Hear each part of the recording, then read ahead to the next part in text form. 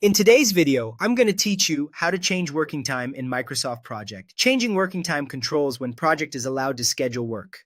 It's the backbone of accurate timelines, realistic resource plans, and sensible start and finish dates.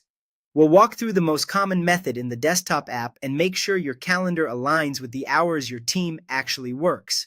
Start by opening your project in Microsoft Project. At the top, go to the Project tab. There, click Change Working Time. This opens the calendar settings that drive scheduling across your plan. In the window that appears, first choose the calendar you want to adjust. For most plans, this will be the standard calendar, but if your organization uses a different one, select that instead. Next, switch to the Work Weeks tab. This tab defines the default weekly pattern for working days and hours. Click Details to edit the specific working times. Now select the days you want to update, such as Monday through Friday. Choose the option that says Set Day as to these specific working times. You'll see time rows where you can define your workday. A common setup is 2 blocks with a lunch break in between, 8 a.m. to 12 p.m.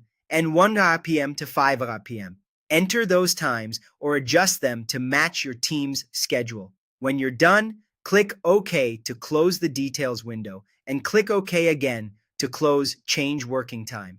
Your working hours are now updated, and the change takes effect immediately.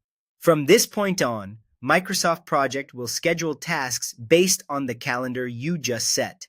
That means task dates can adjust automatically, durations are recalculated in working time, and non-working hours and days are skipped.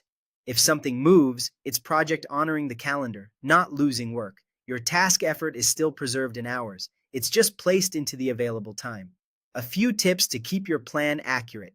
The Exceptions tab is where you add one-off dates like holidays, company shutdowns, or special non-working days. That way, Project won't schedule work when the office is closed. Also remember that calendars can exist at different levels. The project calendar you just edited, resource calendars for individual people or teams, and task-specific calendars. If a resource has unique hours, assign the appropriate calendar to that resource so their availability is respected. Finally, if you want to visually confirm your setup, look at the Gantt chart's timescale shading. Non-working time appears grayed out. That's it. Your project now reflects the right working hours, so schedules are cleaner, forecasts are more reliable, and changes are handled automatically by the calendar.